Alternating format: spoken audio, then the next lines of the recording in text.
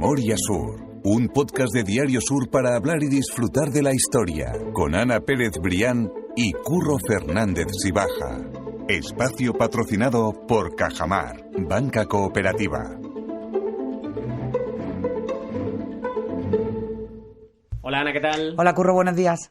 Tengo muchas ganas de hacer el episodio que vamos a grabar ahora mismo, que estamos empezando a grabar, porque lo habíamos hablado tú y yo hace mucho tiempo, que en esa peculiaridad que tiene Málaga de poner nombres particulares a todo, está la historia de los pasillos. Sí, los pasillos que están en esas calles, digamos, que van a la ribera del río Guadalmedina, y que creo que es algo muy propio y muy autóctono. Y que por ejemplo, el pasillo de Santa Isabel, todo ese tipo de... Tú dices, bueno, ¿por qué se llama pasillo? Exactamente. Hay muchas maneras de denominar las vías, avenidas, carriles, calle y tal, pero el pasillo es cierto que es muy malagueño, y hoy vamos a hablar de esa tradición de los pasillos de Málaga, sobre todo en el entorno del Guadalmedina, con uno de nuestros invitados favoritos. Eso que es. Ya lo vamos a fichar, porque además siempre funcionan muy bien sus podcasts, y también los de Fernando. Estoy hablando en este caso de Víctor Heredia, a quien le doy la bienvenida y le agradezco, bueno, pues que nos dedique este rato fabuloso para hablar de los pasillos de Málaga.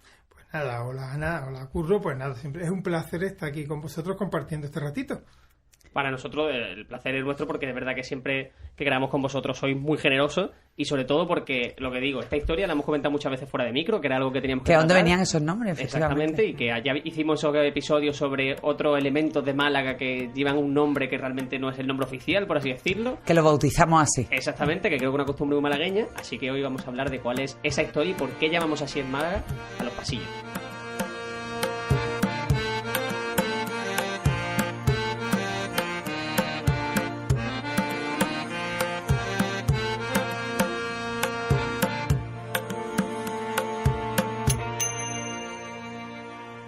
Estamos hablando precisamente, ahora mismo, antes de empezar a grabar, que si no es pasillo, ¿cómo se llama? O sea, ¿qué es lo que realmente nosotros llamamos pasillos Málaga? Porque realmente son esas calles, esas vías, ¿verdad? Que una calle, tal y como está el pasillo de Matadero, el pasillo de Santa Isabel, todo, en lugar de llamarlo avenida, algunos se han transformado con el paso del tiempo. Pero... Sí, pero bueno, es verdad que la peculiaridad es que el nombre de pasillo, aplicado a una calle, una vía urbana, es algo muy peculiar de Málaga. De hecho, no aparece, claro, en la Real Academia ni en los diccionarios. Tú repasas, ¿ves qué significa pasillo? ¿Cuáles son sus significados? Y ninguno recoge pues esa idea de vía urbana. Y dentro de que una peculiaridad malagueña, además, una peculiaridad de calles muy determinadas, que son aquellas calles que se encuentran en el borde del río Guadalmedina, ambos en las márgenes, y siempre ya en la parte histórica, ¿no? La parte, digamos, pues de Martiricos o La Goleta hacia el mar. Todos esos bordes de esas calles que dan al río y que en una medida vienen determinadas por los históricos paredones, son las que reciben el nombre de pasillo, ninguna más. Uh-huh. Si fuera de ahí, por lo cual los pasillos realmente son, creo que muchos 6 o 7, son las calles que han recibido ese nombre, aunque no todas lo conservan así, ¿no? ¿Cuáles han sido esas calles, Víctor? Pues mira, si nos vamos a la margen derecha, a la margen de Martiricos, Trinidad, Perchel, ¿no? Encontraremos el pasillo de Natera, que ahora es Avenida de Fátima. Le seguiría el pasillo de Guimbarda, que ahora quedaría, pues, comprendido en ese túnel que queda ya al lado se llama así, ¿no? Creo que todavía aparece el nombre, sí, que todavía se llama así, de Guimbarda. Y aunque en documentos antiguos pues habla de Bimbarda, son apellidos, ¿no? Tanto Natera como Guimbarda son apellidos. Luego tenemos el pasillo de Santo Domingo, que era un pasillo muy peculiar, ya ha cambiado todo con las transformaciones urbanísticas, porque se abría y formaba como una especie de plaza triangular allí en el Perchel, frente de la Alameda.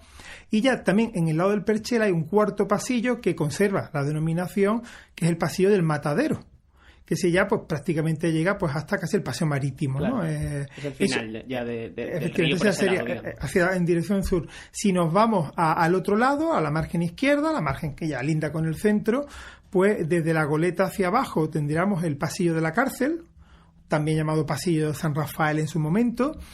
A continuación, pasado el Puente de la Aurora, encontraremos el pasillo de Santa Isabel, que es el más conocido, creo yo, ¿no? Creo que además mantiene el nombre, y forma parte fundamental del callejero del centro, y sobre todo de los itinerarios de Semana Santa. Efectivamente, eso lo tiene eso. ¿Por dónde vas? Por el pasillo de Santa Isabel. Pues efectivamente, sí. Eso lo convierte en el más popular, el más conocido. Parece que antes tuvo otros nombres, como pasillo de Puerta Nueva, pasillo de la Verdura, y ya a continuación, pues el último de los que tienen el nombre de pasillo sería el de Atocha.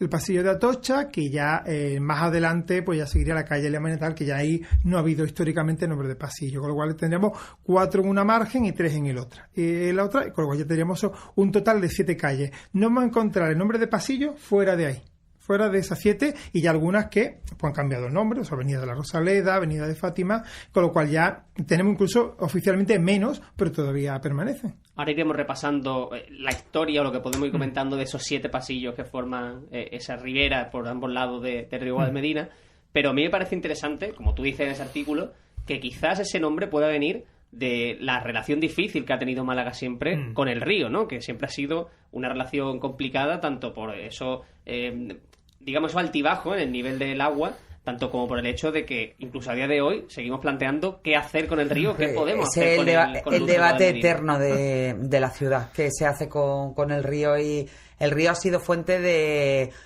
dicha y de desgracia, yo creo casi más tirando para la parte de la desgracia, porque cuando no eran riadas era eso, el abandono absoluto del río, que es el caso que nos ocupa hoy.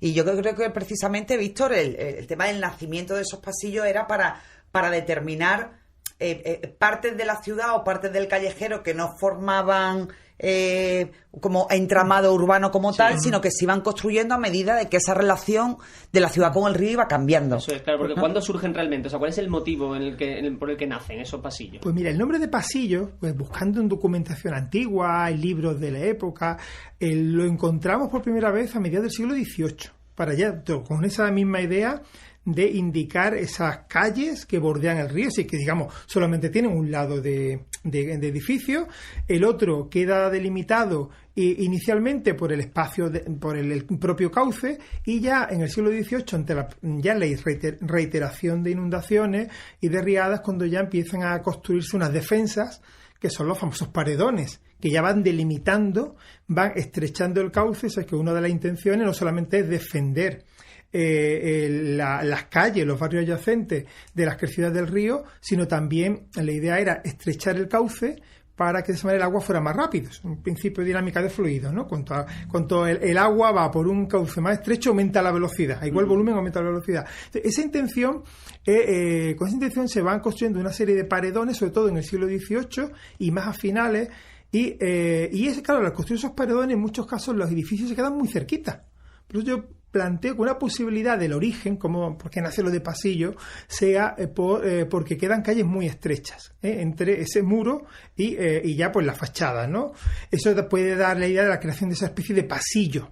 Pero parece que otra opción, que puede ser muy, muy plausible, muy auténtica, es que, claro, al hacer esos paredones, al no haber puentes transitables, cruzar el río, sobre todo, se ve a carros, caballos, siempre había que hacerlo por el cauce, se ve que, digamos, vadear, estuviera seco o no.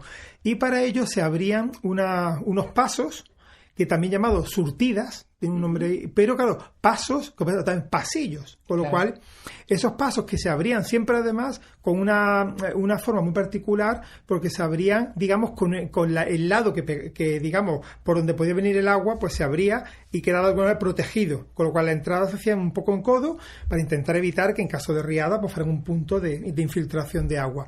Pero eso es lo que servía para que, bueno, la gente y sobre todo los carruajes o los carros de mano pues pudieran pasar de un lado a otro atravesando el cauce, siendo obviamente un poco compatible con la existencia de esos propios muros de defensa, ¿no? Posiblemente, tanto por un sentido o por otro, por la existencia de esos pasos o pasillos, o por la propia estrechez que queda delimitada en esas vías, pues de ahí nos viene esa denominación que, como digo, pues la localizamos ya a mediados del siglo XVIII, ya aplicada específicamente a esos caminos paralelos al río, que de alguuna manera viene a hacerse como esa especie de costura, ¿no? Como entre el cauce además, y el entorno urbano. El artículo ponen las costuras de la ciudad con el río. Pero una costura nunca bien trenzada, bien porque siempre el río está como amenaza o bien como un espacio, alternando eso, ¿no? El riesgo, pero luego un espacio eso vacío, un poco abandonado. inútil, Se le dice siempre al Guadalmedina, o en tiempos recientes, la cicatriz de Málaga, la cicatriz que parte en dos, Málaga Este y Málaga Oeste. Efectivamente, por eso al ser un espacio donde no se puede actuar, o hay que ser muy prudente, porque claro, cuando periódicamente pueden pasar años, ahora mismo estamos en sequía, pero sé que de un día para otro pues puede venir una lluvia intensa y desbordarse, y el río hay que controlarlo, hay que asumir que mientras no haya una alternativa sigue siendo una fuente de salida, ¿no? del cauce de toda la cuenca del Guadalmedina. Pero ¿cómo compatibilizar la necesidad de asegurar ese desagüe con que sea un espacio pues con usos urbanos, o que sea un espacio lúdico, o al menos que pueda ser aprovechado, y sobre todo que muestre una estética decente y digna de la ciudad, ¿no? Yo estoy viendo aquí la imagen que acompaña esa noticia, ese artículo que tú escribiste precisamente sobre este tema, y una imagen que muestra el mercado de Santa Isabel, que es, por lo que entiendo en esta imagen, literalmente un pasillo, o lo que aprovecha, digamos, la parte del pasillo que da a la ciudad, ¿no?, para construir ese mercado. Bueno, ese mercado se construye a mediados del siglo XIX pegado frente al paredón del río. Y es una estructura metálica que, bueno, donde como una especie de corredor metálico que se divide en casetas, ¿no? Pues donde, bueno, ya se venden los productos, especialmente pues carne y verdura, ¿no? Lo que como era habitual en aquella época. Y ese mercado, que fue provisional, pero que después duró décadas, fue el que acaba dando nombre al pasillo de Santa Isabel, que antes era llamado Pasillo de Puerta Nueva, y la existencia de ese mercado pues va a hacer que finalmente acabe pues dándole el nombre que permanece. Ese mercado va a desaparecer, para que también nos hagamos una idea de su ubicación, cuando se hace el nuevo puente de la Aurora, que es un puente que, como ya va a estar preparado, el primer puente que admite tráfico rodado, el de Tetuán, y el segundo el de Armiñán, que es de aguas arriba, y el tercero será el de la Aurora, que se inaugura en 1930, pero para permitir el uso por los vehículos de motor, hay que hacer unas rampas.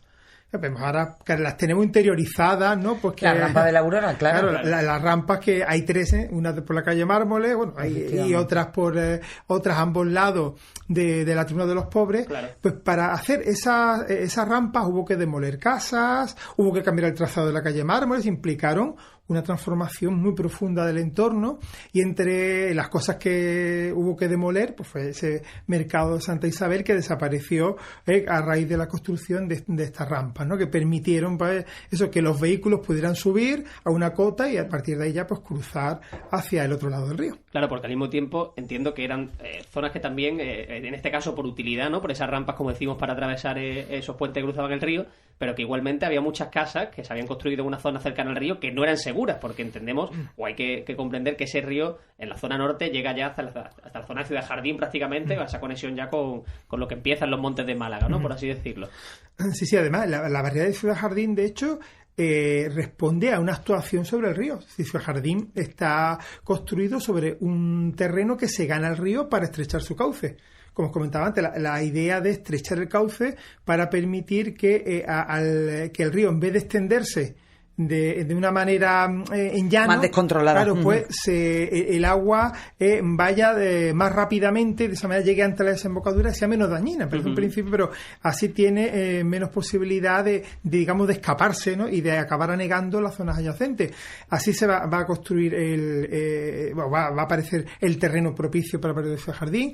En una época anterior también se hizo pues lo que he llamado el Coto de Martiricos, que es el espacio que ahora mismo acaba de ser transformado con la construcción de los rascacielos, que también corresponde pues a una ganancia sobre el cauce del río. También ocurrirá cerca de la desembocadura pues con la zona de la actual calle Alemania, o incluso Pasillo de Atocha, donde también hay diferentes intervenciones que siempre buscan eso, estrechar, ganar espacio urbano, pero al mismo tiempo propiciar eso, que el río esté más encauzado, con esa intención de dirigirlo hacia la desembocadura lo antes posible. Lo más rápido posible, porque además, claro, se da la circunstancia, sobre todo en riadas recientes como la de 1907, como la riada, bueno, pues que toda esa llegada de agua de los montes de Málaga, que ya habían sido abandonados por el tema de todas las vides, había quedado toda aquella parte absolutamente arrasada por el abandono de los campos, pues, por ejemplo, se sufrieron inundaciones importantes en la zona de Ciudad Jardín.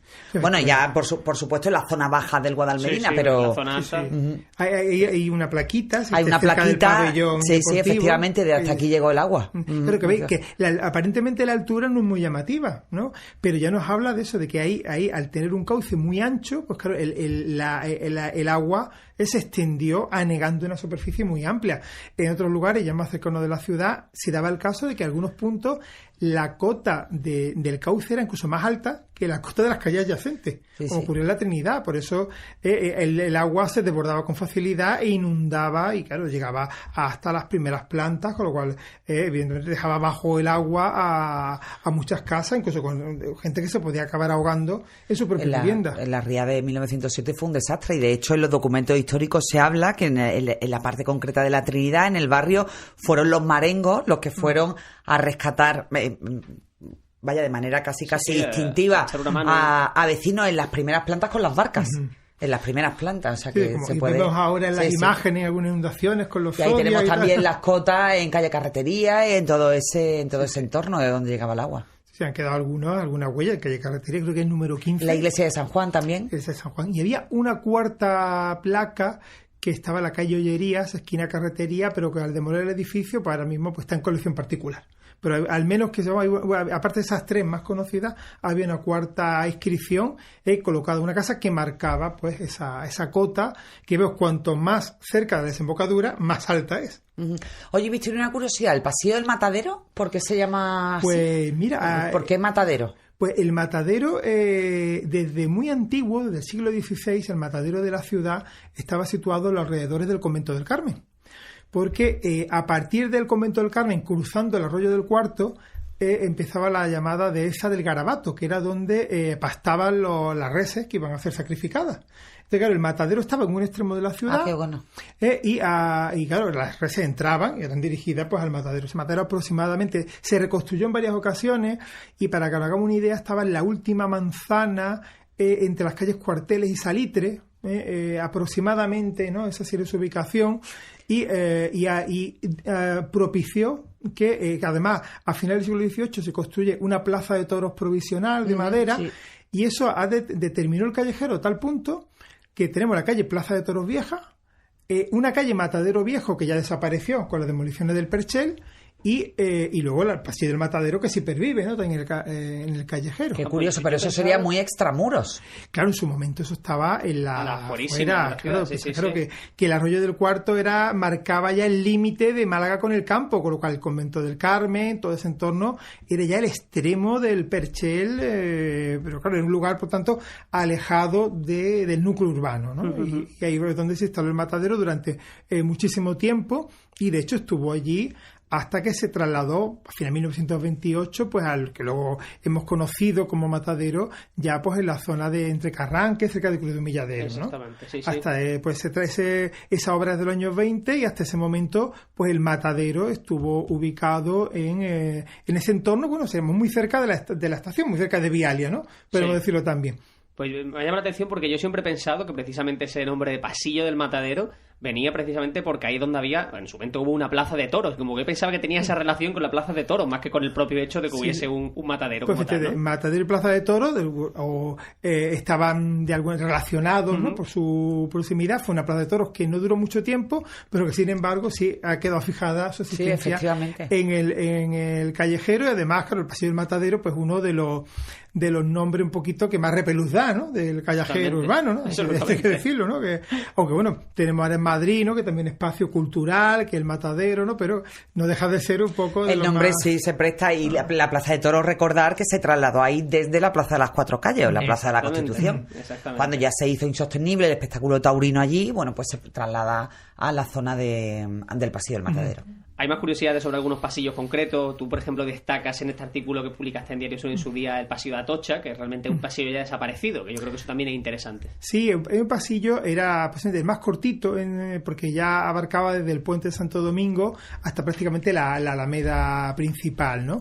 Y en ese pasillo, pues que luego además pues fue ampliado pues se construyó una manzana de casa hacia el río, con lo cual quedó constreñido entre 2 manzanas de casa, a diferencia de los demás, y que bueno, su curiosidad en el nombre, ¿no?, de Pasillo de Atocha, que viene de una capilla que se instala allí también en el siglo XVIII, en una casa que construye un señor con indicación. Una casa frente al castillo de San Lorenzo, pero ya un poco nos lo ubican en lo que era el extremo de la Alameda, y él construye una especie de gran retablo de piedra, como un retablo de una iglesia, pero hecho en piedra y proyectado del exterior, que conocemos gracias a algunas fotos, ¿no?, de archivos como el Témburi, y que en el que había pues una virgen, una imagen que es una imagen en piedra de la Virgen de Atocha. Uh-huh. Y esa imagen pues acaba dando nombre pues al pasillo. Y claro, el nombre de Atocha, o sea, que nos suena todo muy madrileño, ¿no? Al lado tenemos el hoyo de Esparteros, y no diga que Atocha es Esparto. Entonces, claro, es la Virgen del Esparto, con lo cual nos habla un poco de esa actividad artesanal que se desarrollaba pues en ese espacio de la ciudad, que claro, en su momento era también un espacio un poquito marginal, una esquina con el río, donde el Esparto, que a pesar de una actividad molesta por los malos olores que producía, pues quedaba poco afuera de la muralla. Y de ahí vendrá pues ese nombre de Pasillo de Atocha, que luego además la imagen pues se conserva y ha sido, ¿no?, pues durante mucho tiempo la Alcazaba pues era pues la llamada Virgen del Chasco, ¿no? ¿Del Chasco? Sí, porque ¿Por qué? A ver si os acordáis. Es la primera vez que lo escucho. Pues si os acordáis, cuando se visitaba, hace un año la Alcazaba, pues al llegar a un punto del recorrido, pues había como una especie de gruta. Y en la gruta se veía, ¿no?, pues como una imagen. Y entonces cuando uno se asomaba y claro, se agachaba para ver, se encontraba con que no había cabeza. Esa imagen no tenía cabeza, ¿no? Y esa imagen que ahora está, claro, por eso lo del chasco, ¿no? Claro, cuando uno miraba, a ver, ¿qué es?, ¿no? O sea, te encontrabas que la imagen estaba incompleta. Y esa imagen ahora está en el almacén del Museo de Málaga, ¿no?, en la aduana. Y esa es la imagen, es lo que ha sobrevivido, es la Virgen de Atocha. Que, claro, pues la guerra civil sufrió, pues se había colocado en otra casa, después de echar abajo pues ese retablo que os comentaba antes, y fue recolocada en la fachada de una casa, y claro, sufrió un atentado, y lleva un niño Jesús en brazos, que las 2 imágenes perdieron la cabeza. Y entonces, bueno, lo que se pudo salvar pues forma parte de los fondos del Museo Arqueológico, con lo cual ahí tenemos un resto de esa Virgen de Atocha que se ubicaba, que ha dado nombre a ese pasillo. Qué curioso, qué bueno. Yo no sé si te queda alguna curiosidad, Víctor, en concreto sobre alguno de los pasillos que hemos estado paseando en este espacio, en este podcast. Pero de luego, yo estoy... A mí me parece fascinante porque es algo que además que forma parte mucho de nuestro día a día, ¿no? Sí, el nombre de las calles, el nombre de... Realmente, y realmente resulta muy curioso y resulta después tremendamente estimulante no ir por un sitio y decir, oye, mira, pues se llama así por esto, o al menos, o si no tiene el detalle de por qué se llama así, cuál era el origen y sobre todo de los pasillos malagueños, que como bien dice Víctor, es algo tan curioso de Málaga, ¿no? Forma parte, bueno, ya pues de esa colección de singularidades del callejero. Cuando estaba contando precisamente el tema de que en Málaga muchas veces, bueno, pues le ponemos nombres singulares a las cosas o que les cambiamos el nombre, hay que recordar, por ejemplo, que el Paseo de los Curas no es un nombre como tal, ya como que lo ha abrazado el callejero, pero se llama Paseo de la Cintura del Muelle, que es un término portuario, es decir, que en Málaga siempre vivimos muy relacionados con todo el tema marítimo, al fin y al cabo. Efectivamente, son la pervivencia de nombres históricos que a veces sobreviven a los cambios de nombre oficial. Sabemos que la Plaza de Mijana oficialmente no se llama Plaza de Mijana, ¿no? Uno de los casos también más llamativos, ¿no? Nadie la llama Plaza del Marqués del Vado del Maestre, aunque ese nombre lo tiene desde el siglo XIX, pero como por la placa, antes Mijana, ¿no? Claro, ¿no? Por ejemplo. Totalmente. No, luego lo que preguntaba de los pasillos, evidentemente cada pasillo ha tenido a lo mejor su edificio peculiar, el de la cárcel, o hasta la Avenida de la Rosaleda, pues era la cárcel de Málaga, lo que fue la cárcel de mujeres. Todavía queda un resto, un edificio moderno de una plaquita que pone Barrio de San Rafael. Es decir, lo buscáis, pone Barrio de San Rafael, alias Guadalmedina. ¿no? Que restos de unas primeras casas que se construyeron allí. Qué curioso. Luego tenemos el pasillo de Natera, pues por el apellido de Andrés Natera, un señor que tenía allí una finca de recreo que después fue cuartel de la Guardia Civil. Y durante mucho tiempo un cuartel, luego ahí estuvieron también las escuelas de la Ave María, en fin, hubo otra serie de instituciones en ese pasillo que ya un poco ya podemos ubicar en el barrio de la Trinidad. El pasillo de Guimbarda tenía la Cruz de Piedra, que desapareció, pues como todas estas reformas urbanas de mediados del siglo XX, que bueno, también era una cruz ubicada pues en una fachada, ¿no? Una cruz de piedra como un relieve, ¿no? Y que era un elemento pues desaparecido, pues muy típico en este caso del barrio del Perchel, de que la calle Mármoles marca ahí la frontera, ¿no? Entre ambos barrios. Entonces pues nos encontramos que, antes ya hemos comentado pues algo de los otros, ¿no? Casi todos tenían alguna peculiaridad, algún edificio, ¿no? Que le daba pues a esa singularidad, ¿no? Pues dentro del callejero, aparte de ser eso, los pasillos, algo que no vamos a encontrar en ninguna otra ciudad y ni siquiera en ninguna otra parte de la ciudad. Qué curioso, ¿no? Pues fantástico. Ese tipo de elementos es como que también son motivo de orgullo malagueño, ¿no? Por decirlo así, que tenemos muchos elementos que no somos conscientes de que son puramente malagueños y los pasillos es uno de ellos. O sea, que yo creo que también es motivo para enorgullecerse, ¿no? Así es. De Y además está muy bien explicado, según es decir, según la función que tenían y según lo que ha explicado Víctor, pues está realmente bien puesto ese nombre. Está bien, ahora ya es motivo de paseo también, de disfrutar y que podamos hacer algo con el río que sea disfrutable. Bueno, si eso, a ver si en el podcast 5540 podemos decir que se ha empezado a hacer algo con el Guadalmedina, porque llevamos hablando, yo creo que no sé cuál sería la fórmula de comunicación de la historia de hace X años, pero probablemente también...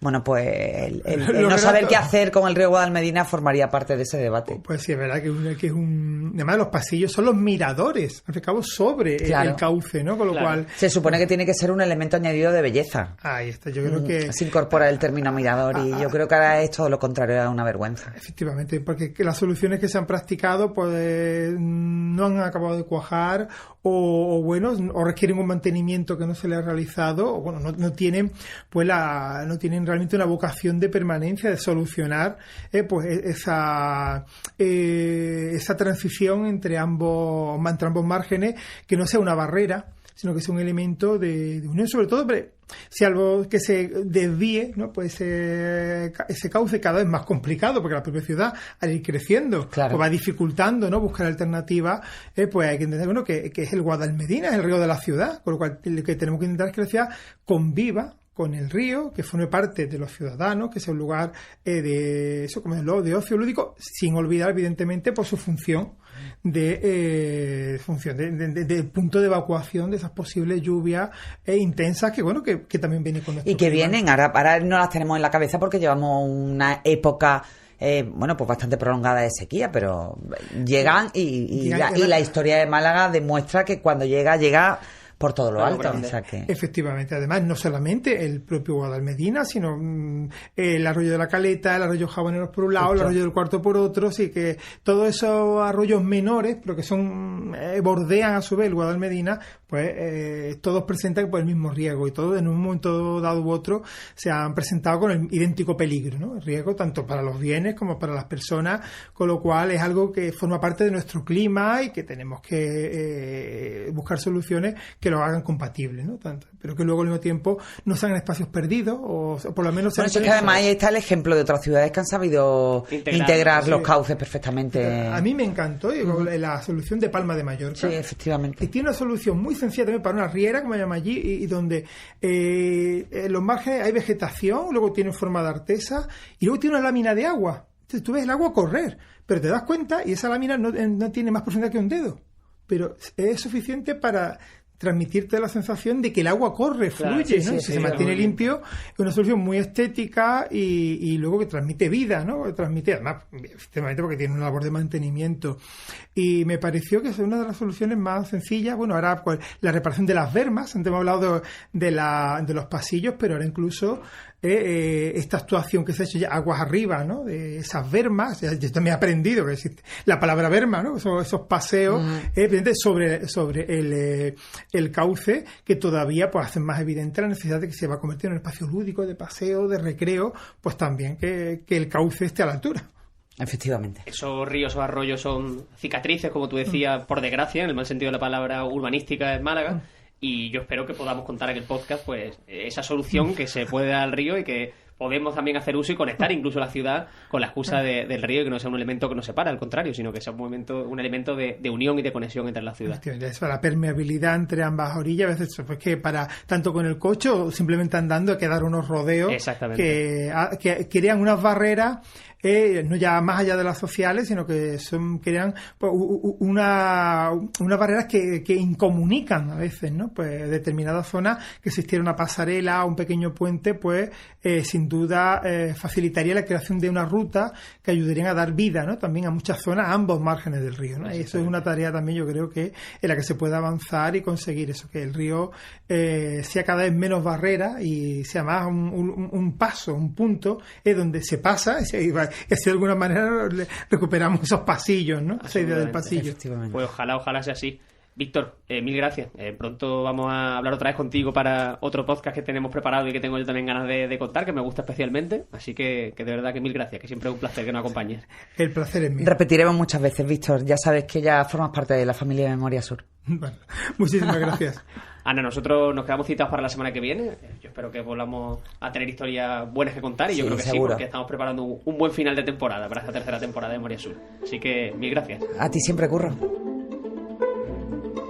Memoria Sur es un podcast de Diario Sur. Escucha un nuevo episodio cada semana en iVoox, Spotify, Apple Podcasts y consulta las referencias de este episodio en diariosur.es.